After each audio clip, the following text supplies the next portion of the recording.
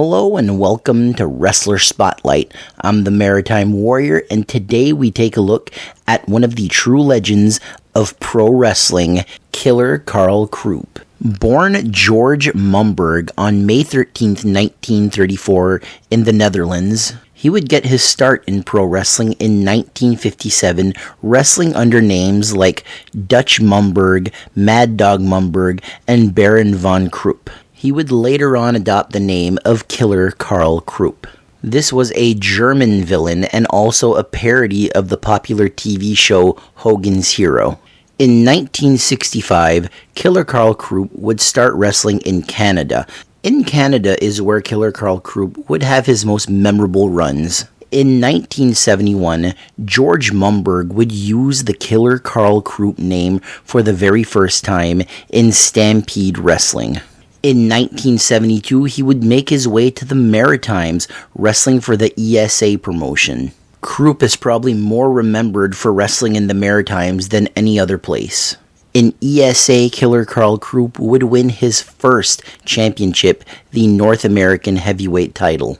Also in ESA, he would feud with legends like Leo Burke, The Beast, Rudy Kay, and Archie Goldie.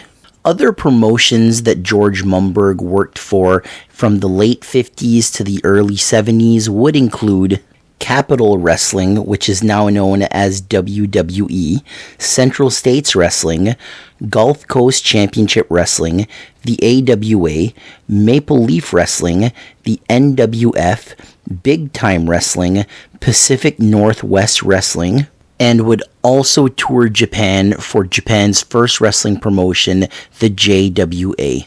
In 1974, Killer Karl Krupp would start touring for New Japan Pro Wrestling. He would tour New Japan for 5 years, from 1974 to 1978. He would wrestle all the legendary names of New Japan's early days, most importantly, Antonio Inoki. In the mid-70s, Killer Karl Krupp would start working for Emile Dupree's Atlantic Grand Prix Wrestling. He would even win his first International Heavyweight Championship, which was the first of 3 reigns. In the mid to late 70s, Krupp would also work for the WWA, the St. Louis Wrestling Club, IWA, Big Time Wrestling, Maple Leaf Wrestling, Stampede Wrestling, Gulf Athletic Club, Championship Wrestling from Florida, NWA Tri-State, and Southwest Championship Wrestling. In the late 70s in Atlantic Grand Prix Wrestling, Killer Karl Krupp would win his second International Heavyweight title by defeating future WWF and WCW World Heavyweight Champion Macho Man Randy Savage. In 1980 and 1981, Killer Karl Krupp would make his way to the CWA in Memphis. He would be managed by Jimmy Hart, joining his first family, and he would also feud with Jerry the King Lawler. Killer Karl Krupp would return to Japan in 1981, this time for All Japan Pro Wrestling. It's in All Japan Pro Wrestling where it is believed that Killer Karl Krupp would contract hepatitis during a wrestling match.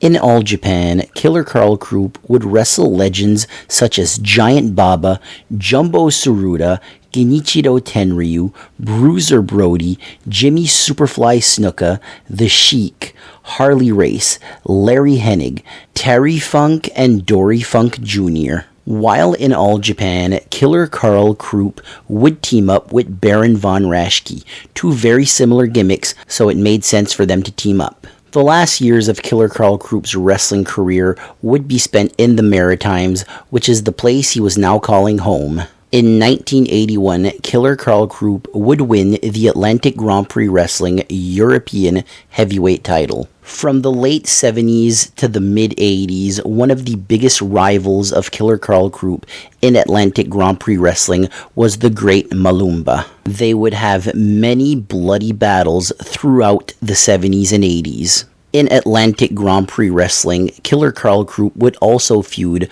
with Leo Burke, The Beast, Big Steven Pettipa, and Hercules Ayala Cortez.